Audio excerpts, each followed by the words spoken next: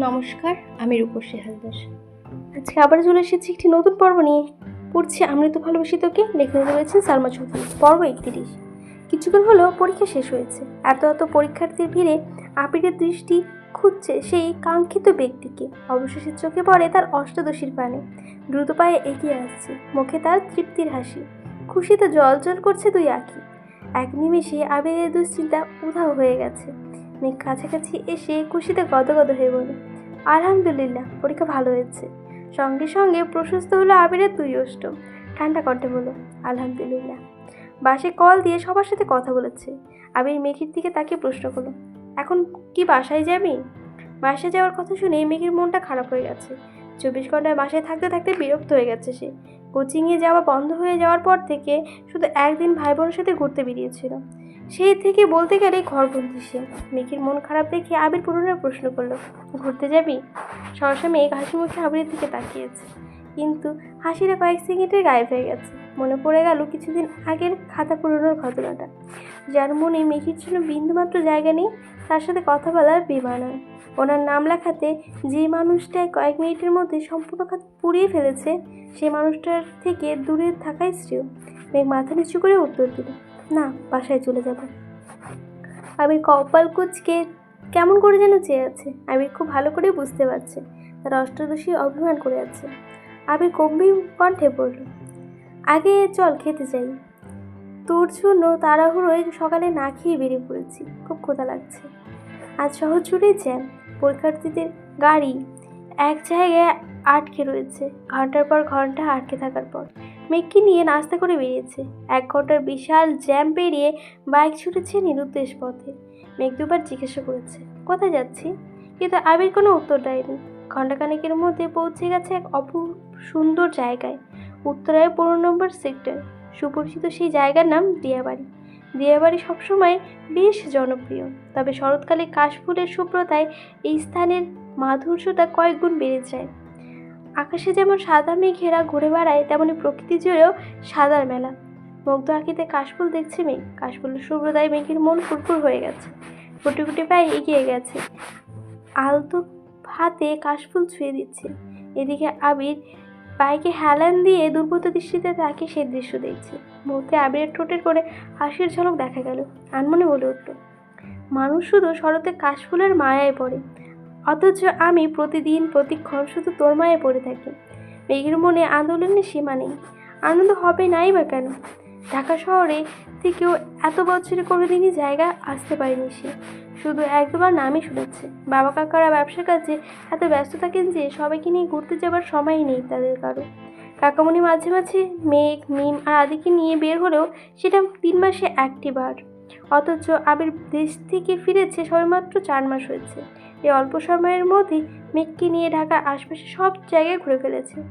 অবশেষে আজ কাশফুলের রাজ্যে নিয়ে এসেছে। ভাবতেই পারছে না মেঘ। আবির মেঘকে বসতে না দিয়ে মেঘের বেশ কিছু ছবি তুলেছে। ওর পকেটে রেখে কতগুলো কাশফুল একসাথে এনে মেঘের দিকে এগিয়ে দিয়ে বলল, তোর কিছু ছবি তুলে দেব?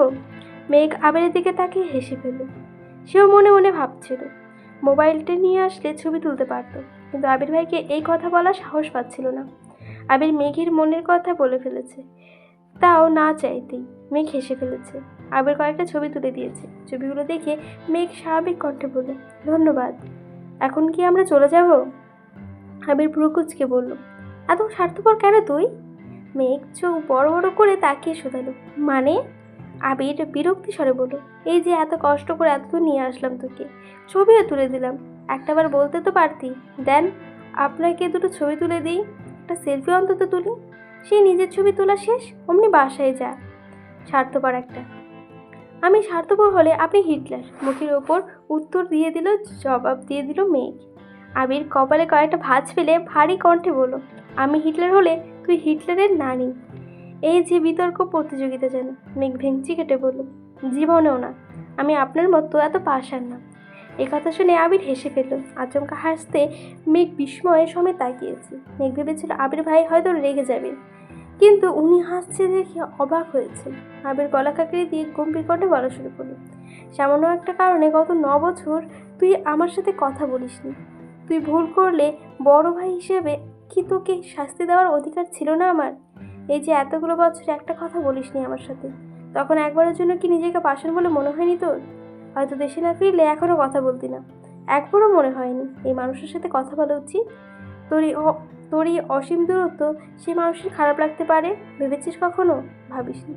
মেঘ শান্ত চোখে তাকিয়ে আছে, অশ্রুদয়ে কাঁপছে তীর তীর করে। আবির ভাইয়ের সাথে এত বছর একবারের জন্য তার কথা বলতে ইচ্ছে হয়নি, অথচ ওনাকে দেখার পরে ওনার ভারী কণ্ঠে কথা বলার কয়েকটি কথা, অনুভূতিহীন আচরণ, ক্রোধিত আঁখি তাকানো স্টাইল, ঘন কালো চুল আর গাল ভর্তি ছোট ছোট দাড়ি দেখে ধীরে ধীরে প্রেমে পড়তে বাধ্য হয়েছে। আবির ভাই তো দেশে ফিরে আবারও থাপ্পড় দিয়েছেন তাকে। কই, এবার তো আর কথা বন্ধ করে রাখিনি।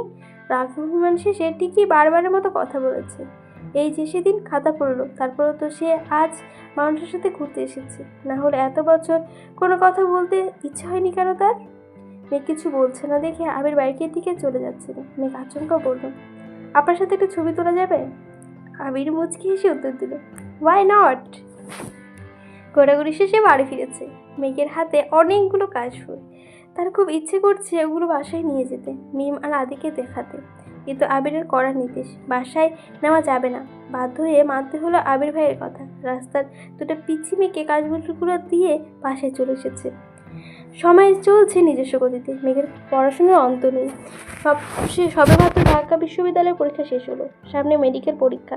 পড়ার চাপ যতটা মেঘের, ঠিক ততটাই জান্নাতের। প্রতিদিন 3 থেকে 4 ঘন্টা সময় নিয়ে পড়ানো, নিজে প্রশ্ন করে মেঘের পরীক্ষা নেওয়া, সেসবগুলোর সমাধান করা। 15 দিন মাথায় জগন্নাথ বিশ্ববিদ্যালয়ের ভর্তি পরীক্ষা। যতদিন না মেঘ চান্স পাচ্ছে ততদিন চলবে এই লড়াই। সপ্তাহখানেক পরই ঢাকা বিশ্ববিদ্যালয়ের ইউনিটের ফলাফল প্রকাশিত হয়েছে। মেঘের সিরিয়াল আসছে, সেই খুশিতে খানবাড়িতে উৎসব চলছে। প্রতিটা মানুষই মহা খুশি। তবে মোজাম্মেল খান তেমন খুশি না, কারণ ওনার ইচ্ছে মেঘ মেডিকেলও পড়বে। বিশ্ববিদ্যালয়ের প্রতি ওনার আগ্রহ নিয়ে বললেই চলে। বাড়ির সবাই হইচই করছে দেখে সে সময় ধমক দিয়ে বসলেন, মেডিকেল পরীক্ষা এখনো হয়নি, এত খুশি হবার কিছু নেই, সামনে পরীক্ষা, পড়তে বসো কি। আবির রুমে বাহিরে বেলকনিতে দাঁড়িয়ে নিচে সবার হইহুল্লোড় দেখছিল। তবে মোজাম্মেল খানের ধমকে আজ আবিরের রাগ হচ্ছে না, বরং মেঘের চান্স পাওয়ার খুশিতে এসব সামান্য বিষয়কে সে পাত্তা দিচ্ছে না। কিন্তু মোজাম্মেল খানের ধমকে মেঘের মন খারাপ হয়ে গেল।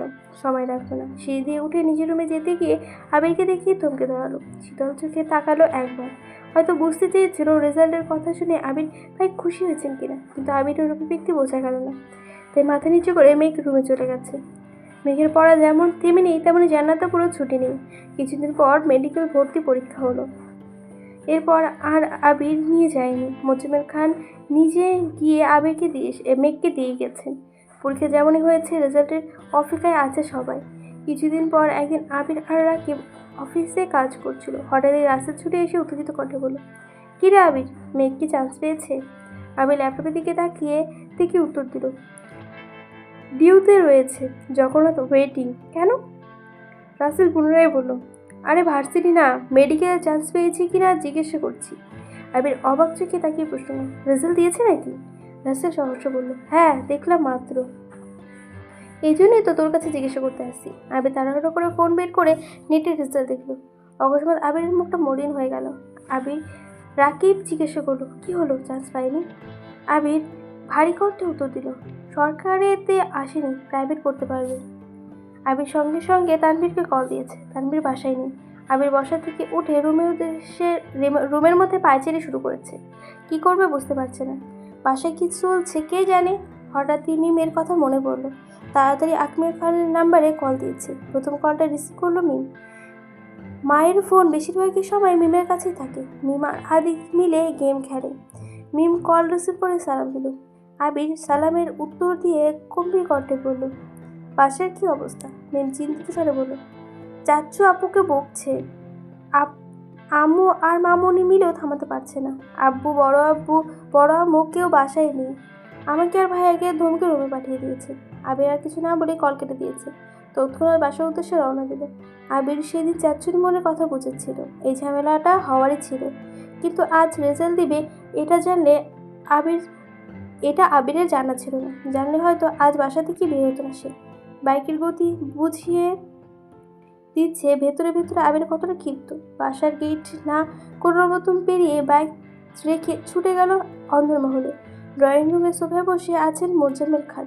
ওনার পাশে হালিমা খান স্বামীকে শান্ত করার চেষ্টা করছেন। সিঁড়ির পাশে ভীত হয়ে দাঁড়িয়ে আছে মেয়ে, চিবুক নেমে গলার সঙ্গে মিশে আছে।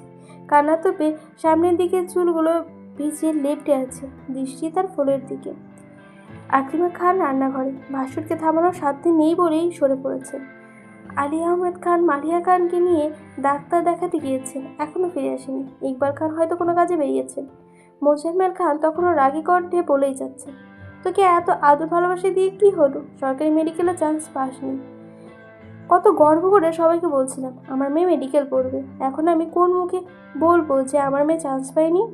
তোকে এতটুকু বলতে আবিরের উচ্চস্বর বলে উঠল, এই মেঘ রুমে যা। আচমকা আবিরের কণ্ঠ শুনে মেঘ কিছুটা কেঁপে উঠল। মোজাম্মেল খানও থেমে গেলেন।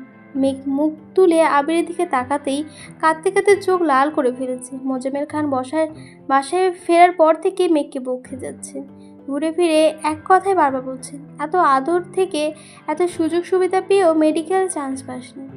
ছেলে যেমন ভণ্ড, মেয়েটাও একই রকম হচ্ছে।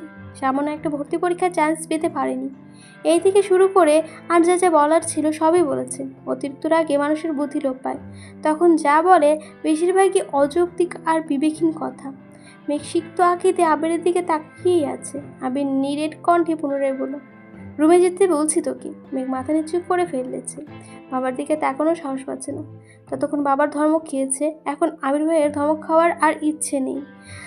তাই ধীর পায়ে সিঁড়ি দিয়ে উঠতে লাগলো। আবির কয়েক কদম এগিয়ে সোফার কাছাকাছি এসে দাঁড়িয়ে মোজাম্মেল খানের দিকে তাকিয়ে গম্ভীর কণ্ঠে বলা শুরু করলো, যা হবার তা হয়ে গেছে। এমন তো নয় যে মেঘ চেষ্টা করেনি, আর এমন নয় যে সে পাশ করেনি। আপনার যদি পড়াশুনোর ইচ্ছে থাকে তাহলে এত এত প্রাইভেট টিউশন মেডিকেল কলেজই আছে, ওইখানে পড়াতে পারতেন তো। মেঘ রুমে যেতে যেতে আবিরের কথাগুলো শুনছে। আবির ভাই যে বাপের বকার হাত থেকে মেয়েকে বাঁচাতে এসেছে এটা ভেবে মেঘ অবাক হচ্ছে। কিছুদিন আগে উনি বলেছিলেন ডিউতে চান্স না পেলে পা ভেঙে ঘরে বসিয়ে রাখবেন, অথচ আজ সেই মানুষটাই ভিন্ন রূপ। এটা মানুষের কত রূপ হতে পারে। মোজাম্মেল খান রেগে বললেন, প্রাইভেট পড়ানোর ইচ্ছে থাকলে মাস শেষে এত এত টাকা মেয়ের পড়াশোনার খরচ করতাম না। বাসা থেকে বের হলেই আশেপাশের মানুষ আমার প্রশ্ন করবে, কেন চান্স পাইনি? কি বলবো তখন আমি? আপনি দীর্ঘশ্বাস ফেলে বলল, আপনি কি চাইছেন এখন ঘন্টার পর ঘন্টা মেয়েটার ওপর রাগ ছেলে কি রেজাল্ট পরিবর্তন আনতে পারবেন? অ্যাডমিশন টেস্টের সময় একটা মানুষ এমনিতেই ডিপ্রেশনের মধ্যে দিয়ে সময় পার করে, সেখানে তাকে এভাবে কথা শোনাচ্ছেন। আজ আপনার যতটা কষ্ট হচ্ছে তার থেকে 10 গুণ বেশি কষ্ট হচ্ছে মেঘের। দিন রাত এক করে চান্স পাওয়ার জন্য পড়াশোনা করেছিলেন। বাবা মা হিসেবে ওকে সাপোর্ট করাটা আপনাদের দায়িত্ব ছিল, কিন্তু কি বলবো, আপনারা তো সন্তানের থেকেও সমাজকে বেশি প্রাধান্য দেন। কথাগুলো বলে সিঁড়ি দিয়ে উঠে যাচ্ছে আবির সিঁড়ি দিয়ে উঠে যাচ্ছে। মোজাম্মেল খান নিশ্চুপ হয়ে আছে। ভেতরে ভেতরে এখনও রাগে ফুঁসছেন তিনি, কিন্তু আবিরের বলা কথাগুলোর প্রতিরোধ ছিল না বলে চুপ করে আছে। হালিমা খানও শান্ত স্বরে স্বামীকে বোঝাচ্ছেন। মেঘ বিছানায় উপুর হয়ে শুয়ে কাঁদছে, চুলগুলো এলোমো হয়ে ছড়িয়ে আছে। আবির একটু শব্দ করেই দরজা ধাক্কা দিল, কিন্তু মেঘের কোনো সারা শব্দ নেই। অবিরত কেঁদেই যাচ্ছে, এই কান্নার কোনো অন্ত নেই। আবির বিছানার পাশে বসে আস্তে করে ডাকলো, মেঘ। সঙ্গে সঙ্গে মেঘ একটু থামলো, তারপর আবার কান্না শুরু করলো। আবির আলতোভাবে মাথায় হাত রেখেছে, এলোমেলো চুলগুলো কিছুটা গুছিয়ে স্বাভাবিক কণ্ঠে বলল, তোর সাথে কথা আছে, ওঠ। মেঘ কাঁদতে কাঁদতে উত্তর দিল, আমার সাথে কথা বলতে হবে না, আপনি চলে যান। আবির গম্ভীর কণ্ঠে বলল, তোর সাথে কথা না বলে আমি যাব না। আমি 10 পর্যন্ত গুনবো, এর মধ্যে মুখ ধুয়ে আমার সামনে এসে বসবি। মেঘ তবুও নড়ছে না। আবির গম্ভীর কণ্ঠে বলা শুরু করলো, 1 2।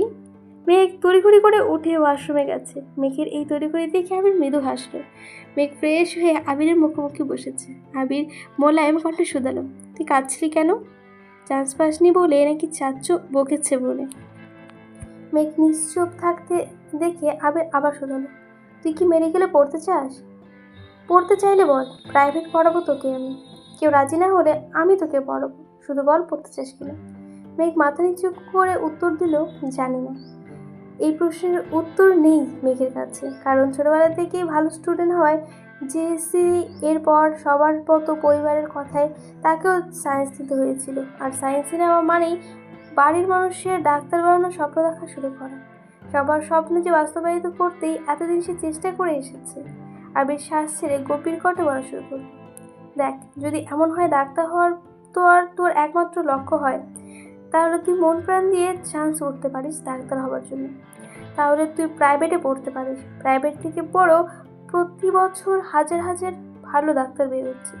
কিন্তু যদি মনে হয় ডাক্তার হওয়া তোর একমাত্র স্বপ্ন নয়, তুই সায়েন্স নিয়েছিস আর আশেপাশের মানুষ চাইছে তুই ডাক্তার হ তার জন্য, শুধুমাত্র তাদের ইচ্ছে পূরণ করতে মনের বিরুদ্ধে তুই ডাক্তার হতে চাচ্ছিস, তাহলে আমি বলবো কোনো দরকার নেই। কোনো কথার বা কারো চাপে নিজের ইচ্ছেকে কখনো মারি চাপা দিবি না। তোর যেখানে পড়তে ইচ্ছে করে তুই সেখানেই পড়বি। কে কী বলবে সেটা আমি বুঝবো। মেঘ নির্বাক চোখে চেয়ে আছে আবির ভাইয়ের মুখের পানে। আবিরের বলা কথাগুলো মেঘ শুনে চোখে আবারও টলমল করছে। তার আব্বু তো কথাগুলো এইভাবে বলতে পারত। আবির তপ্ত সুরে পুনরায় বলল, পৃথিবীর মানুষ কি ভাবছে তাতে আমার কিছু যায় আসে না। তোর ইচ্ছেটাই আমার কাছে সবচেয়ে মূল্যবান। দিন শেষে আমি তোর মুখে হাসি দেখতে চাই, কারো কথায় নয়। নিজের সিদ্ধান্ত নিবি তুই, কি চাস। আবারও বলছি, তুই যা চাস তাই হবে। আবির চলে গেছে।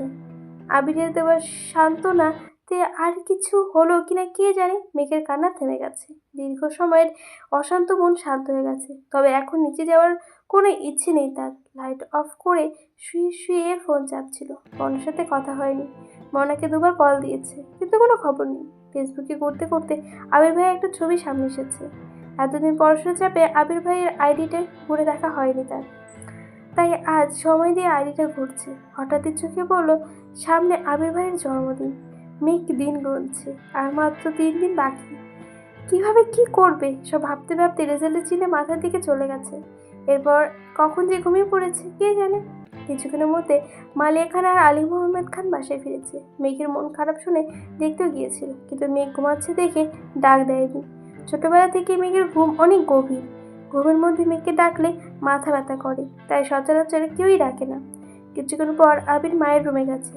কিছুদিন যাবতই মালিয়া খানের প্রেশার বাড়তি, মাথার ভার হয়ে যাচ্ছে, চোখের ঝাপসা দেখছিল। আবির মায়ের কাছে কিছুক্ষণ বসে খাবার খাইয়ে ওষুধ খাইয়ে দিয়ে নিজের রুমে চলে এসেছে। এটুকু সময়ের মধ্যে আলী আহমেদ খান রুমে আসেননি। হয়তো 2 ভাইয়ের মধ্যে রুমে কথা বলছিল তারা। ঘণ্টাখানেক পর তানভীর বাসায় ফিরেছে। আবির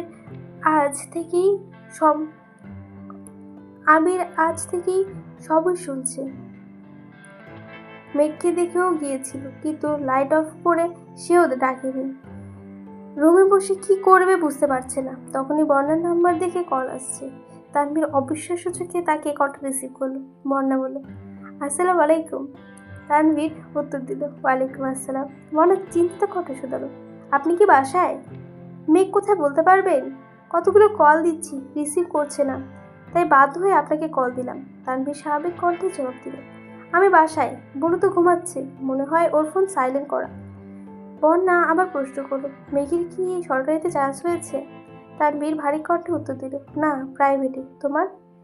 বর্ণা মন খারাপ করে বলল, আমারও। তানভীর গম্ভীর কণ্ঠে বলল, চিন্তা করো না, যা হবে ভালোই হবে। ডিউটিতে তো তোমরাও চান্স পেয়েছো শুনলাম। পুরো দিয়ে বুঝাইয়া দুজনে ভর্তি হয়ে পড়ো। হয়তো আল্লাহ চাইছে 2 বান্ধবী একসাথে থাকো। বর্ণা মৃদু হেসে উত্তর দিল, হয়তো বা, দোয়া করবেন, আল্লাহ হাফিজ। তানভীরও আল্লাহ হাফিজ বলে ফোনটা রেখে দিল। পর্বটা এখানে শেষ হয়ে গেল। কেমন হয়েছে অবশ্যই জানাবেন। ভালো লাগলে অবশ্যই লাইক করুন, সাবস্ক্রাইব করে দেবেন। আজকে ধন্যবাদ।